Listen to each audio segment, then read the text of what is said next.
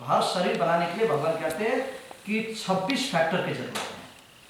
अब ये medical doctor यहाँ भी है और ये कहाँ पर फिट होता है वो थोड़ा हेल्प भी करेंगे आप लोग को। तो भगवान पहले कहते हैं 26 फैक्टर्स क्या है, तो कहते हैं महाभूत निहंकार बुद्धि अव्यक्तमेव च इंद्रियाणि दशैकं च पंचचेन्द्रिय गोचरम इच्छा द्वेष सुखम दुखम संगाताश्चेतना धृति एतत् क्षेत्रम समासेनम सविकारम उदाहरण। ये 26 तत्व मिलकर के एक शरीर बनाता है। तो पहले कहते हैं महाभूत,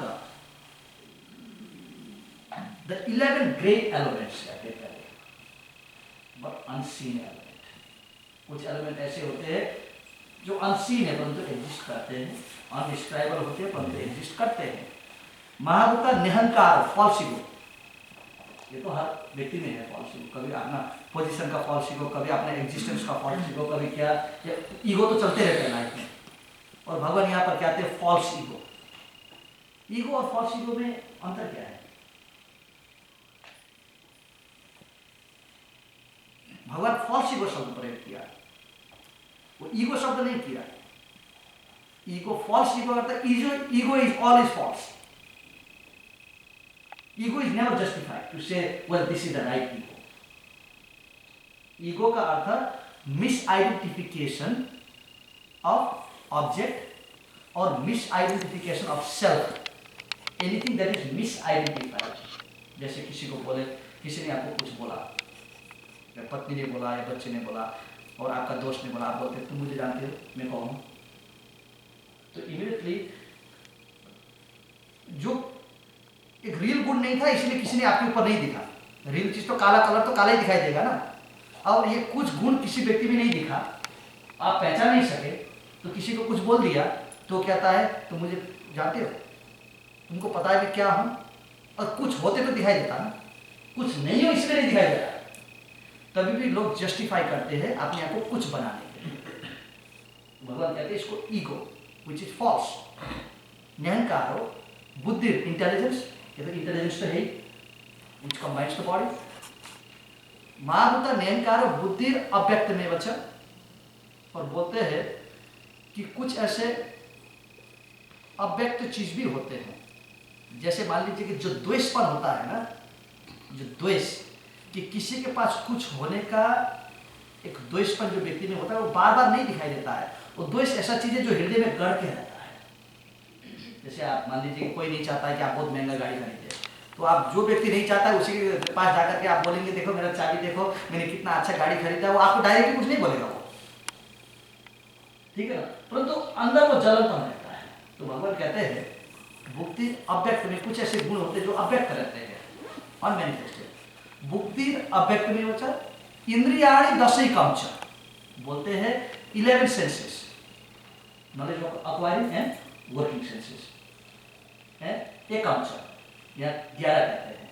नॉलेज एक्वायरिंग 5 हुआ, फिर वर्किंग 5 हुआ, और ये 11वां क्या है जो भगवान एक अंश कहते हैं यहाँ पर। दूसरा एक और है, भगवान मन को अलग कर दिया कि मन को वर्किंग और नॉलेज एक्वायरिंग सेंसेस में नहीं किया भगवान ने। बोला मन है, मन का एक जो एक गुण है वो क्या है, एक्सेप्टिंग और रिजेक्टिंग।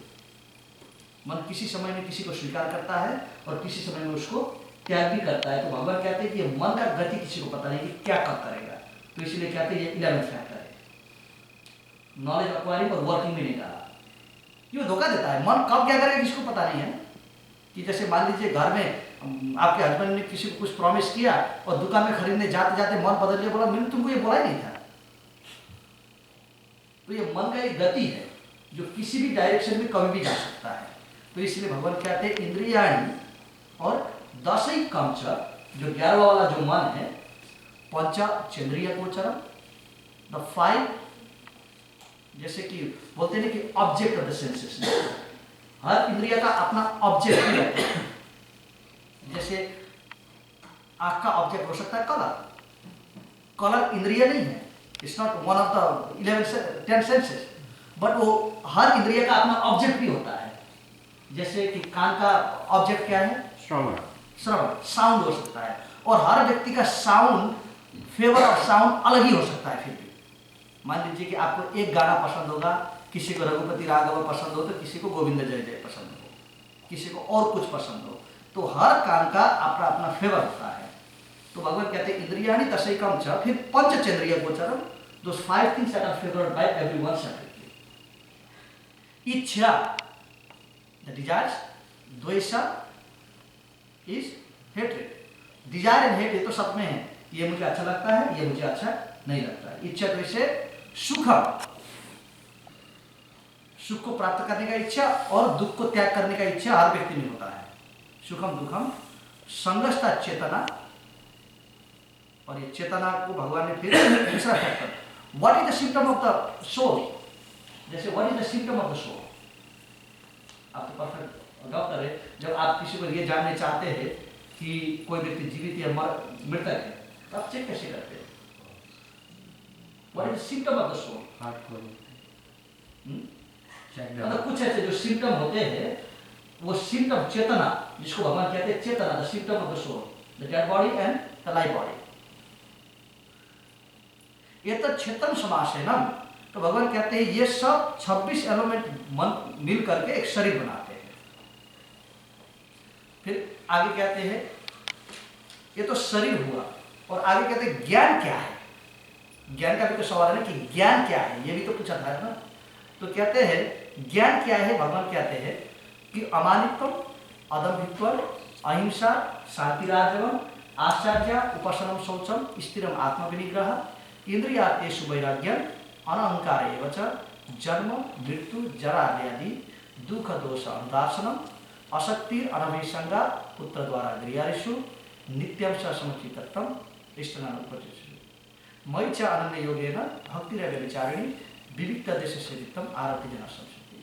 बोलते इतना जो 26 आगे लिस्ट करते हैं, फिर बोलते ये 26 ज्ञान है, अज्ञान में रहता होता है, इसके पीछे सब अज्ञान है। फिर तो कहते अमानित्वम का अर्थ क्या हुआ? Peacefulness, good quality. जैसे आप बच्चे को समझाते हैं, आप बोलते हैं बच्चे को कि तुम वाइल्ड बन जाओ कहते हैं, या पीसफुल बन जाओ बोलते हैं। Quality that everyone wants and everyone wants. अमानित्वम पीसफुल, अतमित्वम सेल्फ कंट्रोल, अहिंसा नॉन वायलेंस, शांति सेल्फ कंटेंट, यहाँ पर शांति का सेल्फ कंटेंट लगता है। आर्जवम सिंप्लिसिटी, यस सिंप्लिसिटी। आर्जवम आश्चर्य उपशमनम शौचम। आश्चर्य उपशमन का अर्थ क्या होता है? जैसे हिंदी में कहते हैं ना आचार्य उपशमन। आचार्य का अर्थ क्या हुआ? गुरु। कि हर व्यक्ति के पास ये गाइड करने के लिए गुरु भी होना चाहिए। भगवान कहते हैं ये भी ज्ञान का एक अंग है, गुरु होना भी ज्ञान का अंग है। आचार्य उपशमन शौचम क्लीननेस, स्थिरम स्टेडीनेस, किसी चीज को आगे और पीछे इधर उधर भटकना नहीं। आत्मविनिग्रह सेल्फ कंट्रोल, कि अगर किसी वस्तु से दूर जाना है तो you should have ability to say no. मान लीजिए कि कितना मुश्किल होता है कभी कभी जो स्मोकिंग प्रॉब्लम होता है कि कोई हॉस्पिटल में आ जाता है और उसको स्मोकिंग से रुकाना है, तो इसका आदत इतना बैठ गया कि उसको ये स्मोकिंग रुकाना ही सबसे बड़ा युद्ध हो जाएगा। उसको पता है ये स्मोकिंग के कारण से बीमार पड़ गया। इसको कहते हैं अनसेल्फ कंट्रोल, कि जब आपको ऐसा लगे कि something is not beneficial for you, you should be able to control yourself right. भगवान इसको कहते हैं स्थिरम आत्मविनिग्रह, इंद्रियार्थेषु वैराग्यम, able to reject some things that are only meant for sense gratification. इंद्रिया आर्थेषु वैराग्यम। जैसे हमारे इंडिया में ये कहाँ पर दिखाई देता है? जैसे हम लोग उपवास रखते हैं ना एकादशी में, और उसके बाद फिर हनुमान जयंती के दिन उपवास, ये इंद्रिया आर्थेषु वैराग्य। खाना तो सबको पसंद है ना, खाना को त्यागने कौन चाहता है? यहाँ पर इसके ऊपर भी उनका फेवरेट खाना बन जाए, कौन नो बनेगा? पाकने से पहले ही वो चाटना चालू करेंगे। ये तो एक गुण है जीव का कहीं भी। तो हर व्यक्ति चाहता है एक अन्न का दास। इसको कहते हैं इंद्रिया आर्थेषु, जो चीज इंद्रिया को खुश रखे, ऐसे चीज से भी दूर होने का जो सामर्थ्य जो रखता है वो भी ज्ञान है, और ये बहुत कमी है। बोलते हैं कि काफी दिखा गया है कि कब किसी को बोलते हैं कि प्रभु जी एकादशी उपवास करनी चाहिए, हमारा भारत का एक कल्चर बैठ चुका है, अनादिकाल से ये कल्चर आ चुका है।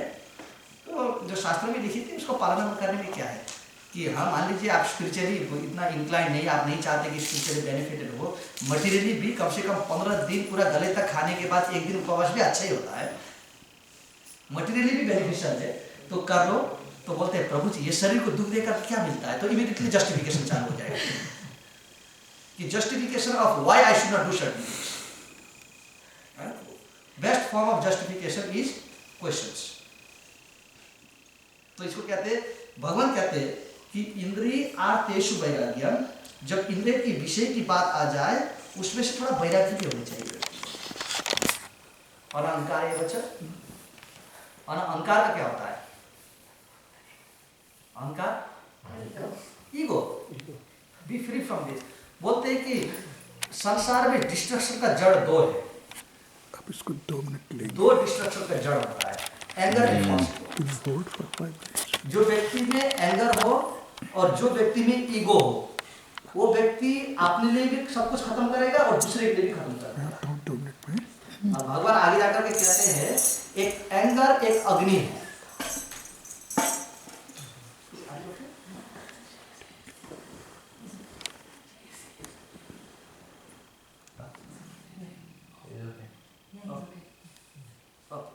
So we won't go too long.